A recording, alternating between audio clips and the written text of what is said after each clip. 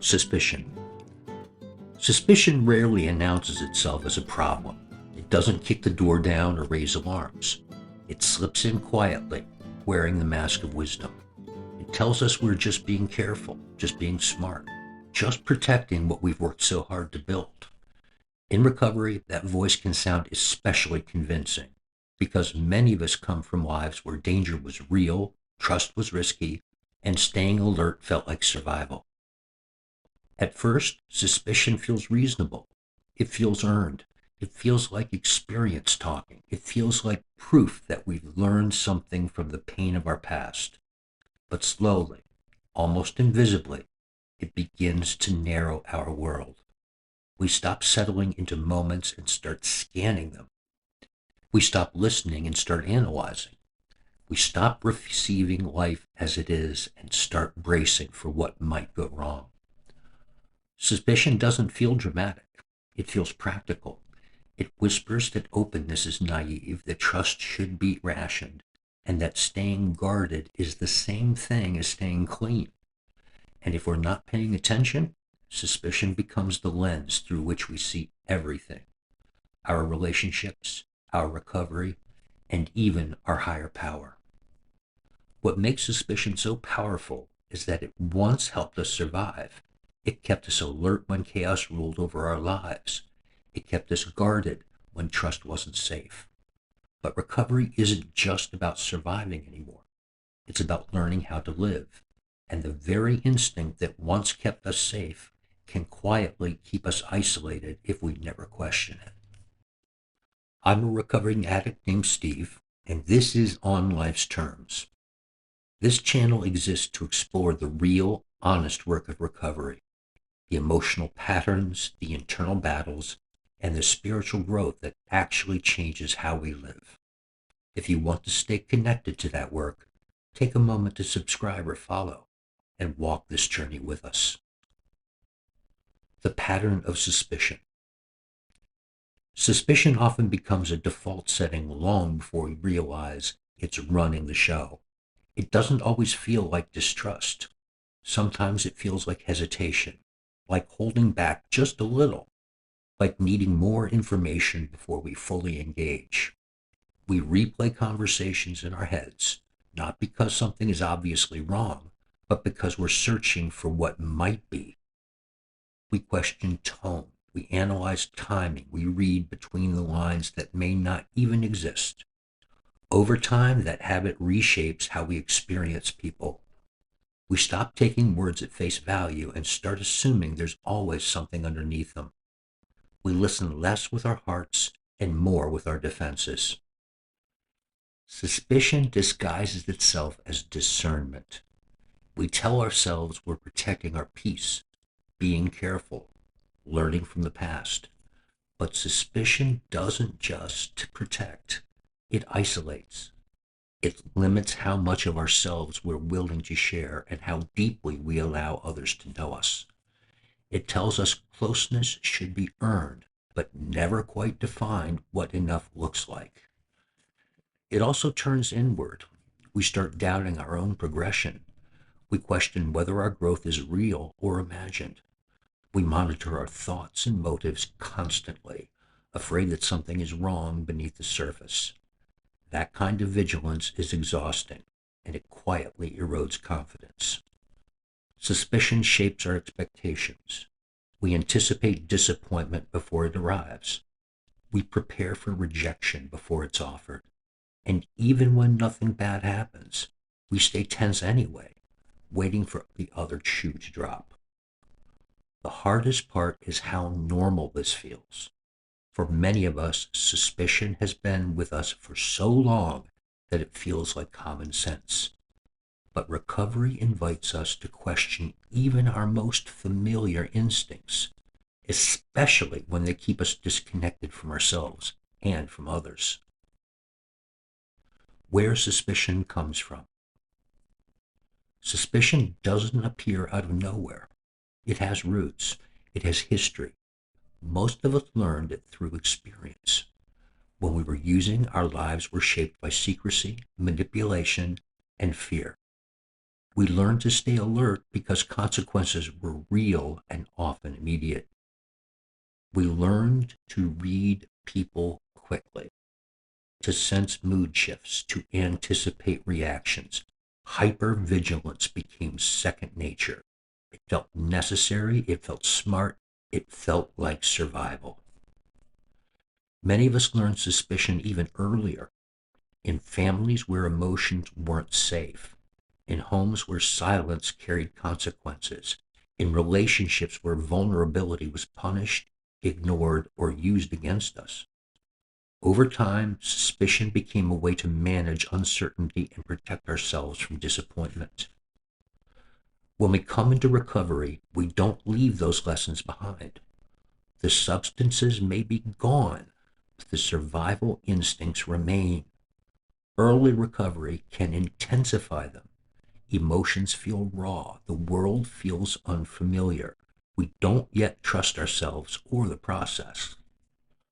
Suspicion fills that gap. It gives us something solid to hold on to when everything else feels shaky. It offers the illusion of control. And because it once kept us safe, it feels reasonable to keep it close. But recovery asks us to live differently. Tools built for survival don't always work in life built on honesty, connection, and growth. What once protected us can quietly become the barrier that keeps us from healing. How suspicion shows up today. Suspicion shows up quietly in daily life. It looks like staying silent when we want to speak, like nodding instead of sharing honestly, like keeping relationships surface level, even with people we trust. When someone reaches out, we wonder what they really want. When someone offers help, we question the strings attached. When someone shows care, we brace for disappointment.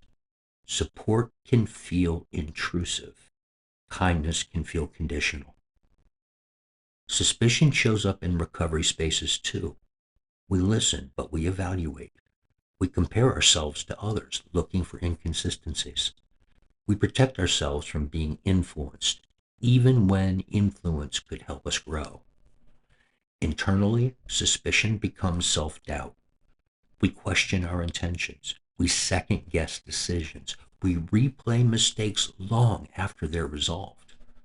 That constant monitoring creates anxiety and drains emotional energy. We also grow suspicious of good feelings. Calm feels unfamiliar. Peace feels temporary. We wait for disruption instead of trusting stability. Spiritually, suspicion keeps us guarded. We pray cautiously. We trust partially. We turn our will over with one hand while keeping the other on the wheel. We want guidance, but we're afraid of disappointment. Over time, suspicion shrinks our emotional world. It limits connection, blocks intimacy, and makes growth harder than it needs to be. What suspicion costs us. Suspicion always costs something. It may feel protective, but it takes connection in return.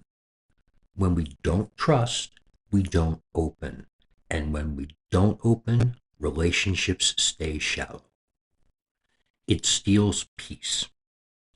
Our minds stay busy scanning for danger, replaying conversations, imagining outcomes.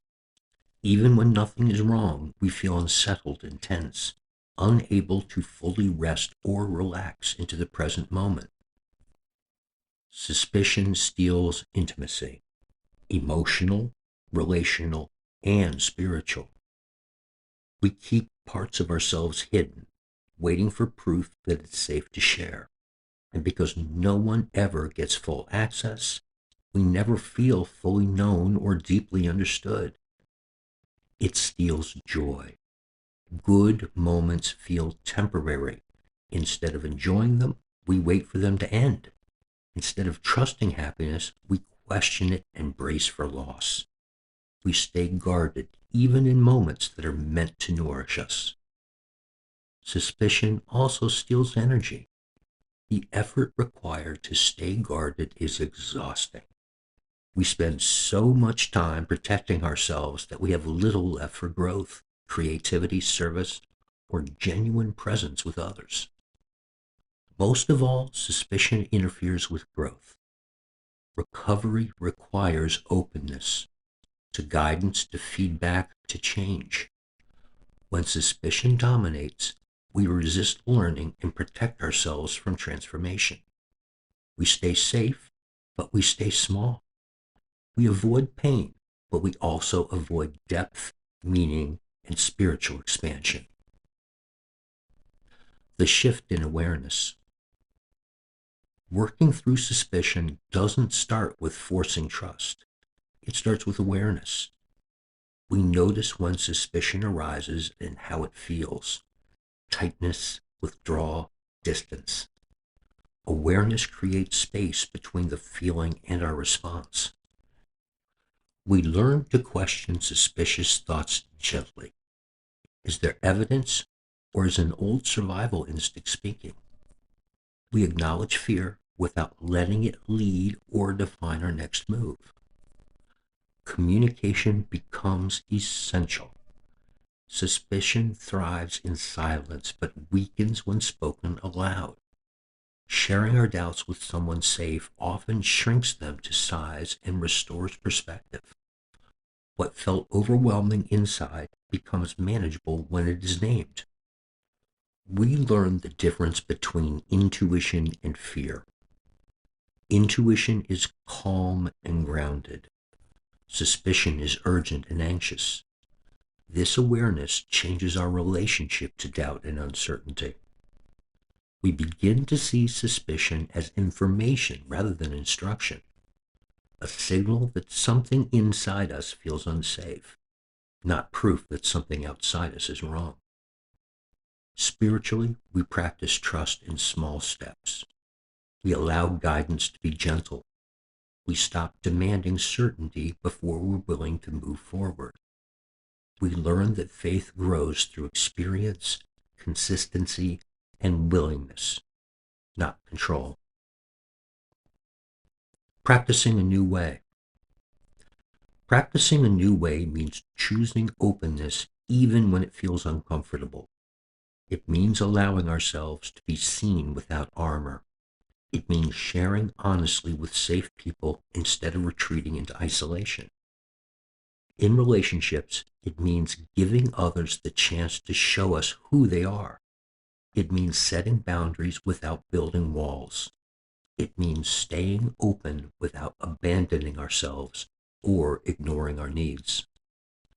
In recovery, it means participating fully, listening with curiosity, staying connected even when fear tells us to withdraw, showing up consistently rather than selectively, even when it feels vulnerable. Internally, it means practicing self-compassion, allowing progress to be real, letting go of constant self-evaluation, and learning to trust the work we're doing day by day. Spiritually, it means loosening our grip, letting surrender be a daily practice instead of a single decision. Trust grows through experience, not certainty. Recovery isn't risk-free, but it is connection-rich, and connection is where healing happens.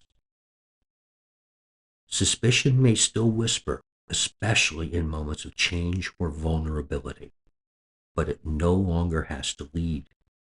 We can hear it without obeying it or allowing it to dictate our choices. Recovery invites us into a life that is open, grounded, and connected. A life where trust grows slowly and honestly. A life where fear no longer runs the show or defines our limits.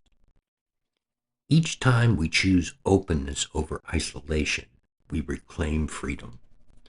Each time we share instead of withdraw, suspicion loses ground. And little by little, we learn that the life we're building is stronger, steadier, and more meaningful than the fear that once shaped us. If this message spoke to you, don't leave without subscribing or following on Life's Terms.